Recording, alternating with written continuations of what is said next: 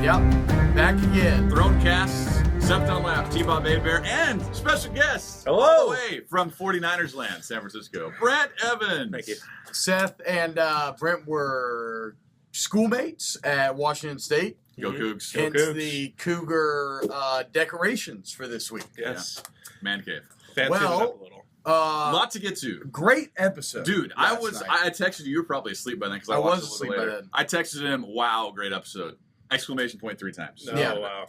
That was worth 3 for the exclamation emphasis. points. 3 exclamation points. Yeah. Oh, my goodness. So much to get into, so let's dive right in.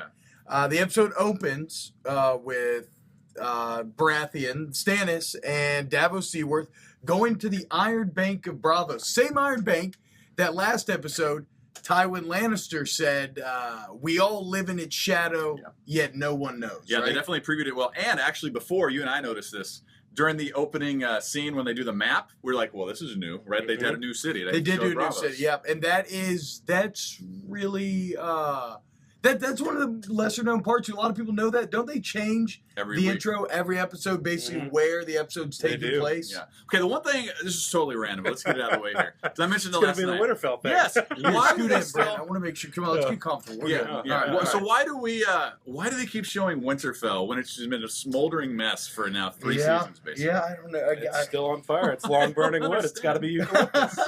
I don't know. Oh, okay, so wait, now Bravos is in the east, the same it's land. across the narrow sea. The Yes, same it is land across Daenerys is the in, right? sea. Same continent, Same continent. I believe, right? Uh, or is it an island? I think it's more of an island. I haven't checked the map, but Yeah, we'd have to look at a map for that. I Because don't think where Daenerys is and where Bravos is are they're not fully like, yeah, connected. I agree. I don't think think But it is you're east. correct there. It is east. east It's across the narrow sea. Lannisters, we learned their gold supply is out. Yeah. They've been borrowing heavily from the Iron Bank with maybe no real plan to pay him back, and that is what Stannis and Davos go there to try to take advantage of. Yeah. It was a great scene because you thought that Sir Davos was he was screwed at first, right? Yeah. Weren't paying any attention to him. Then he the silver tongue of And, and he takes off the glove and shows that he has no fingers. Some good camera he editing. pays. there. What was it? He pays you back. Yeah, Right. Stannis is nothing. He doesn't just talk. Yeah. He does. Stannis is nothing if not fair. I don't know if y'all are Sherlock fans. No, but apparently No, that's the I've guy never from seen Sherlock. it. I heard that too. Yeah, love it. He's he's a great actor, and I thought he did an excellent job kind of representing the condescending power of the bank, knowing he had leverage over them. Even though Stannis is trying to claim to be a king, he's kind of calling Stannis out like, Right. all right, Listen Lord here, Baratheon. guy. Yeah, let's be honest. Who has the real power? It's the bank. You and your 4,000 men and your 32 boats, like, this is nothing to us. Like, Right. Yeah, no, exactly. They get him to say their numbers, and they have Right. nothing of importance. One interesting part I loved about this whole scene was when they first arrive in Bravos. They start zoomed in on the boat, and they zoom out, and you get to see the city, and they pass underneath, that colossal statue with the 2 legs, Yeah. kind of straddling the water. So just immediately you're kind of struck with the wealth of the city and just how big this world is. Because sometimes you can get tunnel vision on Westeros a little bit and think that that's the end all be all when they might not even be the most powerful player. Almost reminded me a little bit of Middle Earth. Yeah, it had that. It had a very fantastical feel, and I love how this show has been working in the fantasy elements this season. It just it tickles me to no end. I talked about last week. I love the idea of some giant controlling bank from behind the scenes, and I thought it was well represented. Marble floors, Oh, yeah. sets look great. It was nice. They were What sitting. about- They were sitting in nice chairs, and then they made the people talking to them sit on the wooden benches. bench. Yeah, it's little things like that. Just power moves, disrespecting them. You're coming to us for money, so we obviously know where we stand in this relationship. However, Davos able to turn it around. Yeah, here's what I like about this whole scene. I love Salvador San, right? I love his character, and this is the first time we've seen him in at least a season, probably Yep, longer than yep. that. And Probably since he saved Davos out right. the water. So explain to me the transaction that happened. Now his men are going to fight for Stannis. I was a little confused about that. Yeah, Salvador San's a pirate, right? Right. And so money rules all for him. That's all he wants is the booty. Right. Did he say how many men he has? I don't recall. I don't know. I think they also needed ships. Yeah, they needed ships, needed men, and obviously, Davos, after kind of pointing out to the Iron Bank that the Lannisters are not going to be in a very good position to pay them back, Davos, it seems, was able to get a loan or get the backing of the Iron Throne. As they had the money. He was in a great mood, first off, and he's just throwing money at Salvador San, and he kind of played him in front of the two. And then in front of the two prostitutes. Also in the East, I gave the chest of gold to your wife. Damn. Also on, in Davos. the East, Marine. We have to touch on the Daenerys scene. It was a short scene, but very effective scene, I thought. Yep. Where she's now ruling, right? So I've kind of been on the right track the last couple of ThroneCasts where I thought she was going to set up shop, she's going to rule, and she literally is perched up top of the pyramid.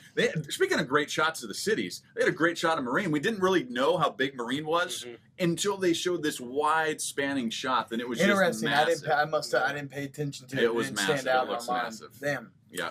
Before that, I suppose, though, we should talk about an awesome scene where they played it like we didn't know when they showed the green open grass and the rolling hills and the father and his son. You knew something bad was going to happen, right? It was a lot like the scene earlier with the wildlings before they attack. Yeah, where the boy's like, "Oh, potato soup," and then his dad dead. Yeah. Right, and you know something bad's going to happen. And Brett and I watched it last night. We were debating: is this going to be another wildling attack? What's going on here? And all of a sudden, dragon comes up over the edge and just destroys their herd of. Boy, have they grown! Yes. Yeah, they're big.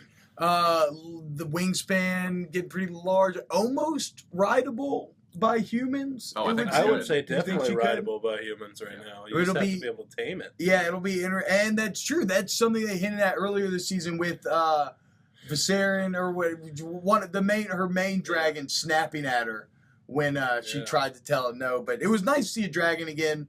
We haven't seen him in a few episodes. Straight from the dragons, they set that up. They burn the goat because then we get to see Daenerys actually ruling for the first time ever. She said last week she wants to be a queen. How could she be a queen if she doesn't know how to rule? And, well, she's learning. Yeah, she's now taking, holding counsel with the subjects, I suppose, the supplicants. Supplicants. Not supplements. Right, not supplements. All those, I'm sure she has some of those as well. Subject! Right. But, I mean, it was... we don't really need to go into that scene too much other than to say she's obviously now encountering problems like you had predicted, that it's going to be a little more complicated now that she is ruling, not going to be all smooth sailing. And there were a couple subtle things that I loved in that scene. The goat herder comes. All of his goats were dead. He's obviously nervous, very powerful queen, he's kind of saying, "Hey, queen, you owe me." And Daenerys, of course, does the nice thing. It says, "I'll pay you 3 times over." But if you looked in the back, I think it was Barristan Selmy, either him or Mormont kind of gave her a look like, whoa, 3, because you can't do that to everybody that has an issue. You can't make everybody happy. Exactly. You'll run out your supplies. So I think that's something that she's going to have to learn. And then I really loved the scene with Hisdar Zolorak. We had to look it up. Right. That is one of the master's sons, who claims that his father was kind of innocent in the crucifying of the children, and he's begging mercy, wants to bury their father. And it's just such great combo to me because it encapsulates Game of Thrones from the Shades of Grey aspect. Because what Daenerys is saying a lot of times is right, like, y'all didn't show any mercy to those children. But then what Hisdar is saying is also right. If you're a son, it doesn't matter if your father's evil, chances are you loved him and you're gonna... want to bury him in the tradition he wanted to bury. Yeah. So it was just an excellent scene of where there's no real right and wrong. Right.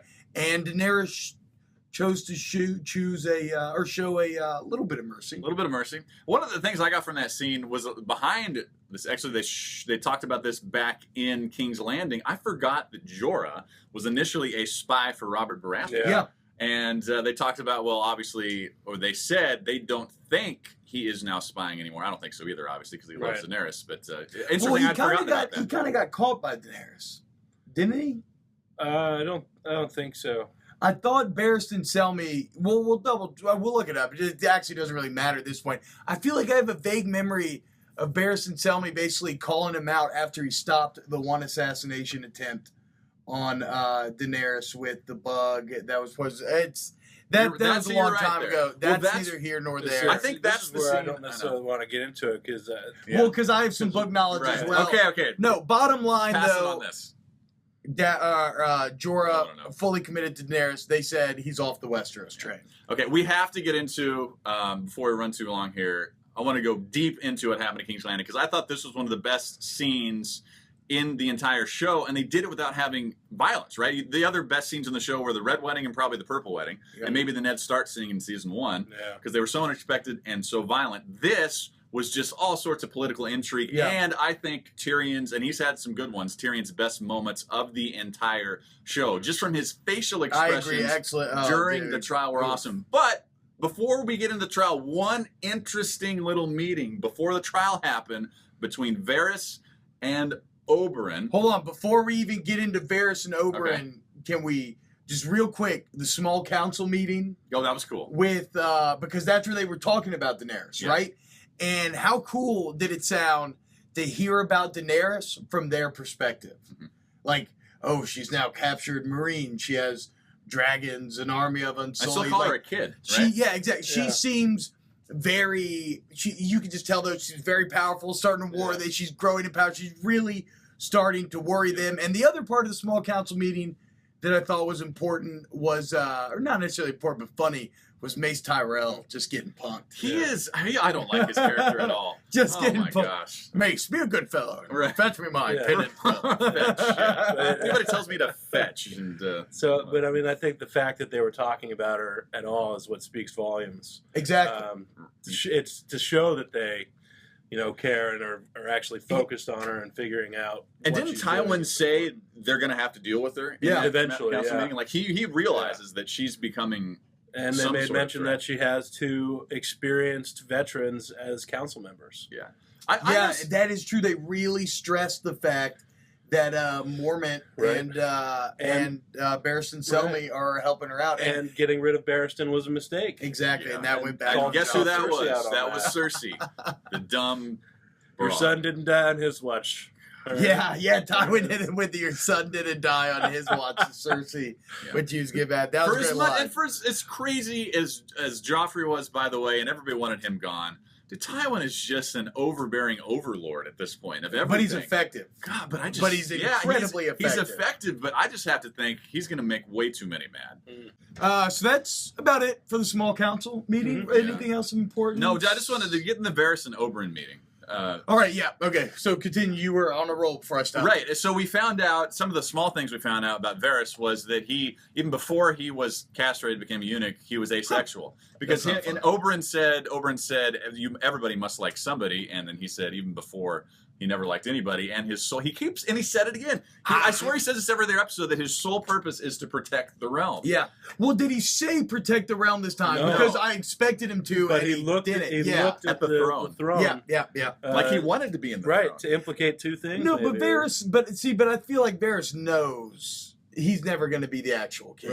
Right. But he wants power behind the throne. Maybe. But wait. Like a puppeteer? Right. See, I get confused, though, because sometimes I feel like Varys really is just about protecting the throne. Like, he's never made a decision that necessarily hurt the populace of King's Landing or protecting the realm, because he doesn't play the game like Peter Baelish, right? Right. Peter Baelish plays for Peter Baelish. He plays for himself to get as much power as possible. I feel like Varys tries to kind of steady the ship, keep chaos from erupting. Right. I don't know, but it was a great scene with him and Oberyn, like you were saying, Seth. So I don't buy that he wasn't into anything, though. I think that was I think he's trying to make himself feel better because he got his genitals cut off. I do the same thing. I'd be like, whatever. I didn't like anything anyway. So let's stick. He was one of the 4 witnesses they called. So let's just stick with him so we don't jump around too much. So Varys, that was really confusing to me. I have no idea why he would betray Tyrion like that. It just doesn't make any sense. Like, he has nothing to gain. He has said it before that he's not going to lie to the queen, because he's pretty much more afraid of her than. But didn't he? Tyrion. I thought he was all about. I mean, he may work the edges in lots of shades of gray, like we said, but he never usually outright lies, and I feel like he outright. No, actually, if you watch closely, he never outright lied. He never lied about anything. The context with which it is applied is what's in question. Yeah, and then he had a great line when Tyrion said, "Let me ask you one question." What was the question he asked? You once told me that I saved the realm. I would never you wouldn't be that it wouldn't be in books, but you would never forget it. And then he said, and he said, "Unfortunately, I will never forget." Never forget exactly. a thing. So that's how loaded. How loaded does that sound? So, I have to imagine that comment meant something. How they filmed it, they kind of focused on him.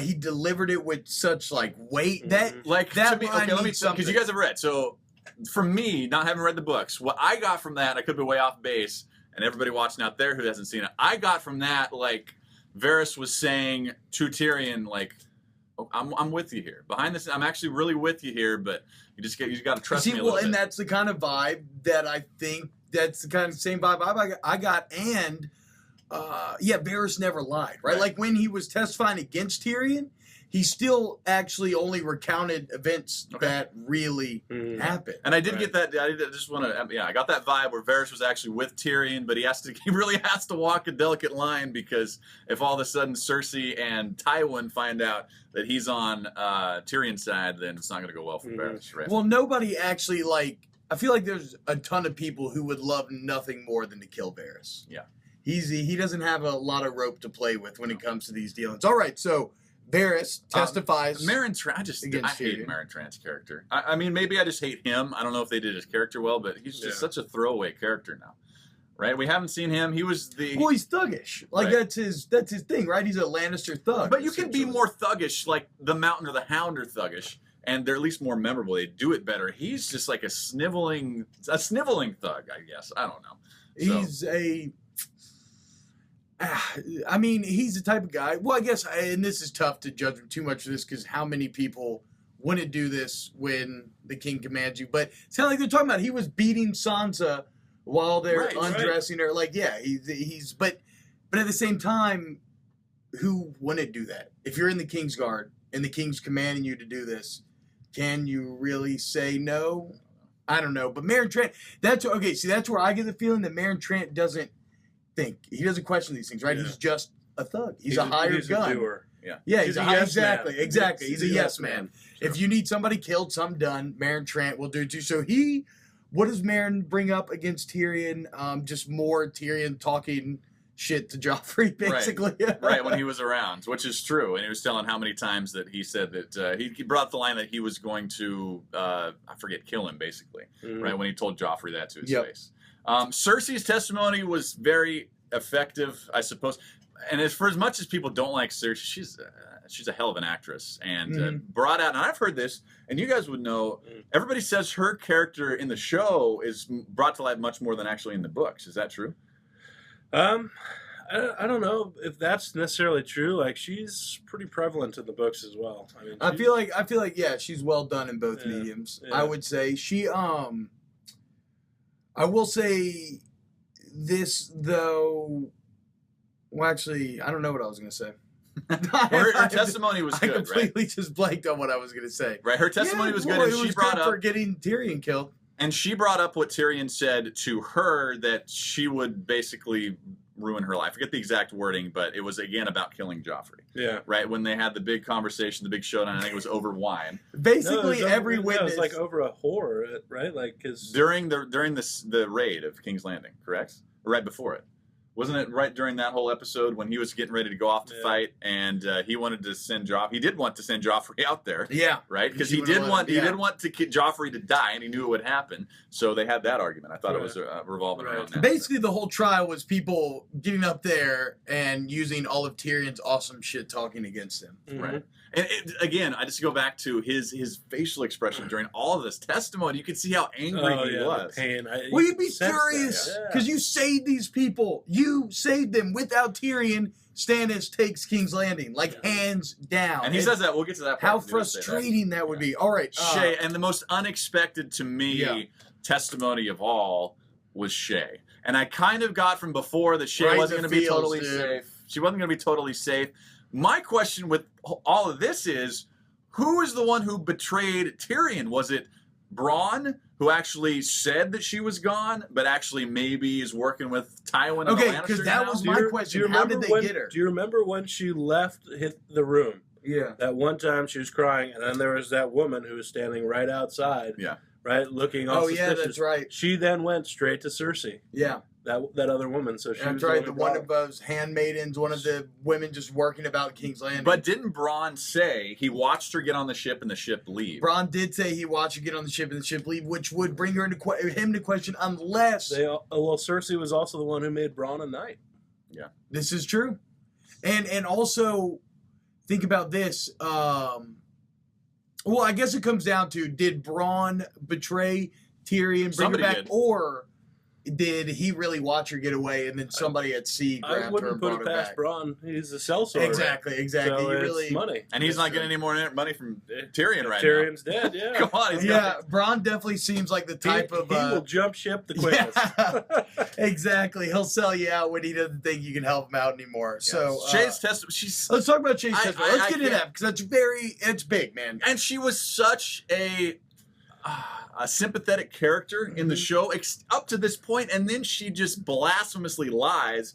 And I kind of feel for her because I'm sure she's under the threat of death. Yeah, you could tell she had a little bit of robotic tones to her, I thought. She did, but when Tyrion turned to her and said, "Shae, please don't do this," she looked him right in the eyes, and you could see the anger, the vitriol in her eyes, and she just went on with her testimony. And that part, again, good job by the actors here, because I felt like that part was, she was really mad at Tyrion and didn't care what happened. But I feel like if we learned one thing this episode, the will to live is extremely strong. And if Shae truly has a threat of death hanging over her head, which I guarantee she does, you could tell, I think, then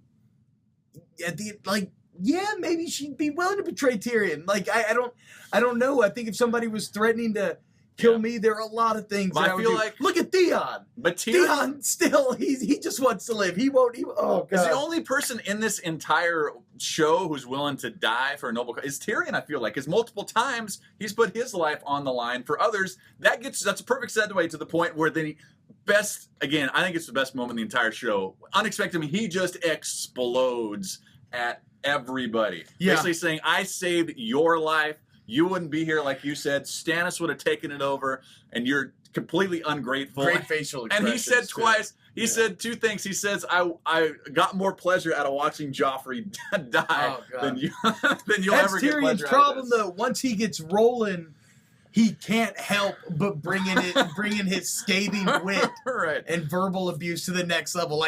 Because he is so eloquent and kind of not witty. What's the word I'm looking for? When somebody's good at getting, I don't know. He's sharp, right? He's sharp. Yeah, exactly. And whenever he gets fired up, he turns it up a notch, and he did that on the crowd last night. The interesting part to me about that was that Jaime came to him just before that and said, "No more outbursts. Plead for mercy, and they'll send you the wall." And that's we didn't talk about Jaime and Tywin Lannister. Mm-hmm.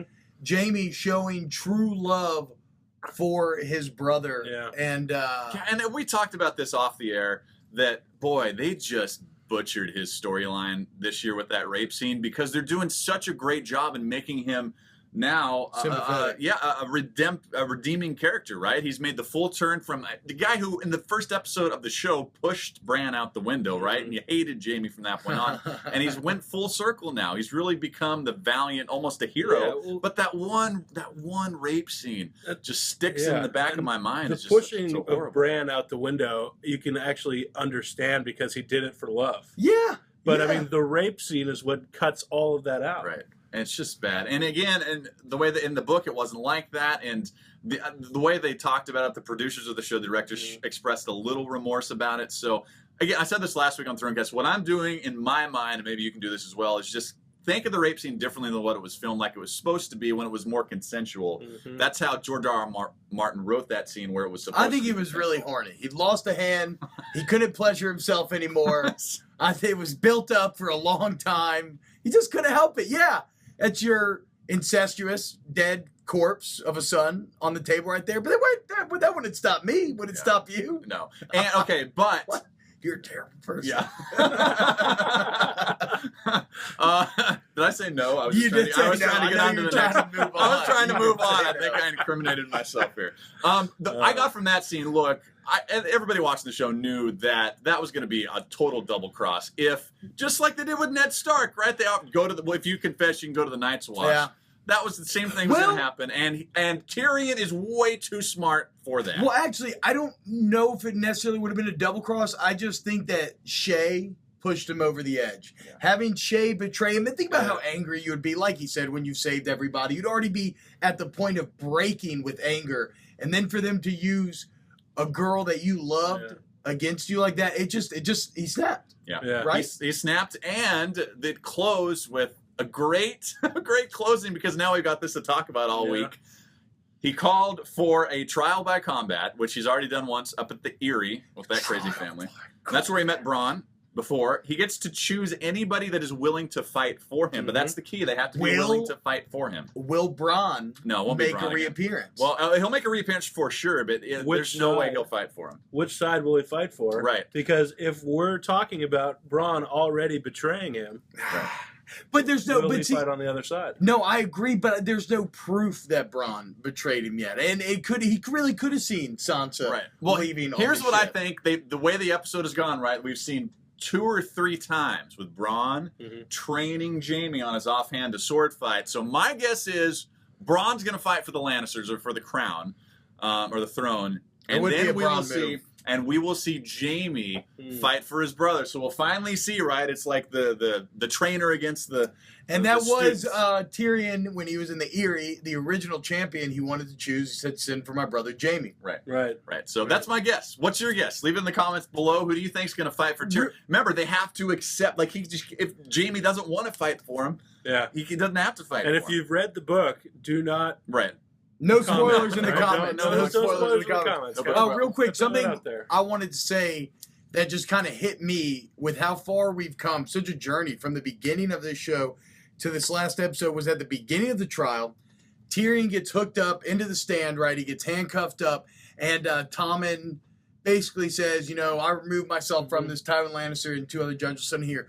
But it was just so crazy because if you remember maybe the first episode ever, maybe the second, when Tyrion wakes up in the stables after he's slept with some chick, and he goes to breakfast the next morning, and he's kind of jabbing at Cersei or whatever, but him and Tommen are sitting right next to each other, and he's winking with Tommen, and they're having this great time. You can tell there's a really good relationship. He really likes his Uncle Tyrion.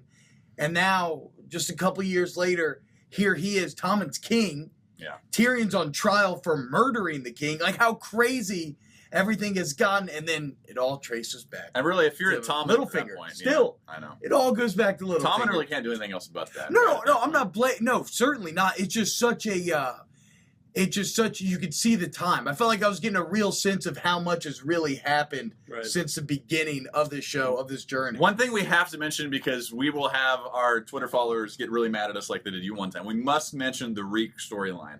And I know we can't skip over that again. Yeah. So is it the Asha? Will to Live, right? Asha, right? Yeah, Asha. the show it's Asha, right? Yeah. So she came to rescue her little brother. Great scene with the crazy Snow there. What's his first name? I forget.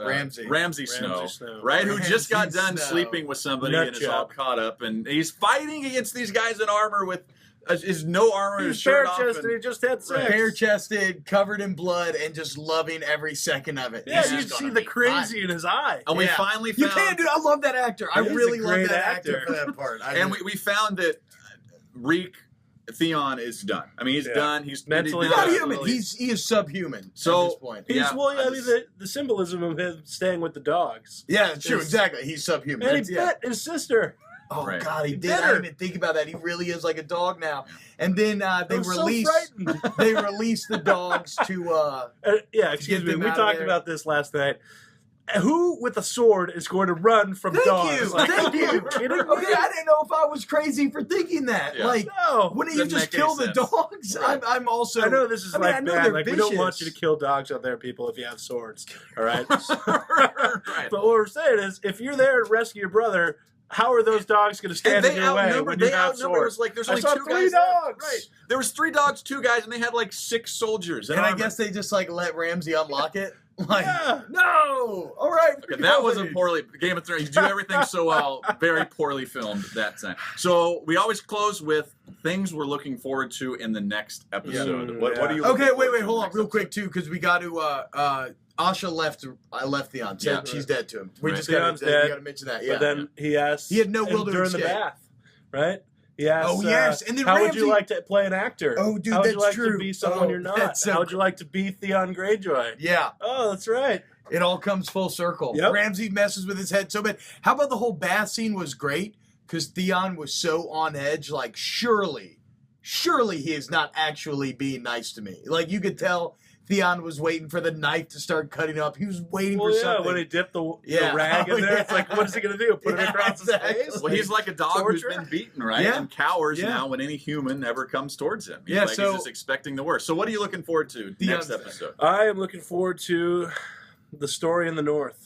I know. I feel like pretty soon they're going to get to that battle up at Man Schrader and his army, right? The biggest fire the North has ever seen. That's coming. They're going to have to resolve. That's still the biggest foreshadowing comment, I think, is the Man Schrader line about the being a fire like the North has never seen. I feel like that's going to be a great opening shot or just one of those kind of epic take your breath away shots. Right. That's great. And obviously, I just want to know, I said it before, I want to know who fights for who, right? With the trial. That's going to be awesome. And I think, don't know anything, but I think that Tyrion is going to survive this somehow, some way. And I'll still go, because I've said it every week and I could be wrong, but I'm going to double down on everything I said. I still think Oberyn is going to end up in Tyrion's corner somehow, some way, and involved in saving his life. So that's my guess. I don't know. Oberyn is way too coy and smart, and he hates the Lannisters way too much to...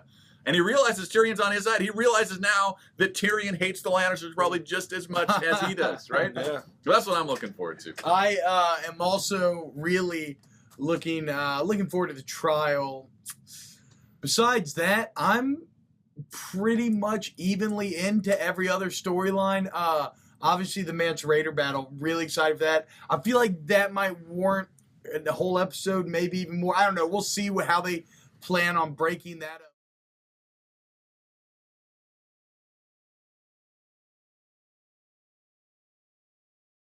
I did not do it. I did not kill Joffrey, but I wish that I had. Watching your vicious bastard die gave me more relief than 1,000 lying whores. I wish I was the monster you think I am. I wish I had enough poison for the whole pack of you. I would gladly give my life to watch you all swallow it. Samarin! Escort the prisoner back to his cell. I will not give my life for Joffrey's murder, and I know I'll get no justice here, so I will let the gods decide my fate. I demand a trial by combat.